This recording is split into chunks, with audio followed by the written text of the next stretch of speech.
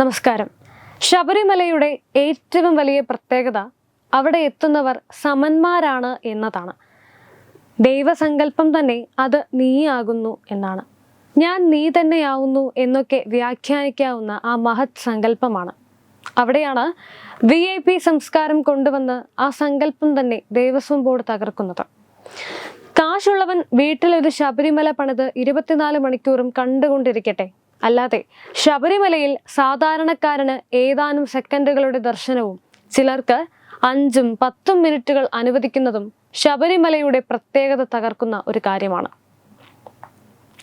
അവിടെ എല്ലാവരും തുല്യരാണ്. ഒരു കാരണവശാലും VIP സംസ്കാരം ശബരിമലയിൽ അനുവദിക്കാൻ പാടില്ല. ഇപ്പോൾ നമ്മൾ കാണുന്നത് എന്താണ്?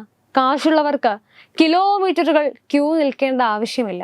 അവർക്ക് ഇഷ്ടമുള്ളപ്പോൾ ഇഷ്ടമുള്ളത് വരെ സന്നിധാനത്തിന് മുന്നിൽ തൊഴുതു നിൽക്കാം.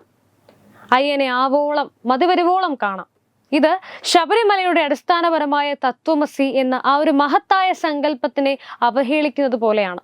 തീർച്ചയായും ഭഗവാന് മുന്നിൽ എല്ലാവരും സമന്മാരായിരിക്കണം. അവിടെ കാശുള്ളവനെന്നോ അല്ലെങ്കിൽ കാശില്ലാത്തവനെന്നോ ഉള്ള ഒരു വ്യത്യാസമില്ല. കഷ്ടപ്പെട്ട് അയ്യപ്പനെ ഒരു നോക്ക് കാണാൻ അവിടേക്ക് എത്തുന്നവർക്ക് സർക്കാരിന്റെ സ്വന്തം ഉദ്യോഗസ്ഥർ 1 മിനിറ്റ് സമയമെങ്കിലും നൽകുന്നുണ്ടോ? ദിവസങ്ങളോളം വ്രതമെടുത്ത് മല ചവിട്ടി സന്നിധാനത്തെത്തി സായൂജ്യമടയാൻ കാത്തിരിക്കുന്ന ഭക്തർക്ക് പക്ഷേ യാതൊരു വിധത്തിലുള്ള മനസംതൃപ്തിയും ലഭിക്കാതെയാണ് അവിടെ നിന്നും മടങ്ങേണ്ടി വരുന്നത്. ഇത് ദേവസ്വം ബോർഡിന്റെ കർക്കശ നിലപാടാണ്. സാധാരണക്കാരനോട് എന്തുമാകാം എന്ന ഒരു നിലപാട്.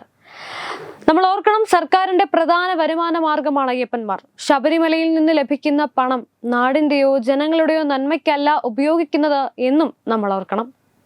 Web desk Tattvamayi news.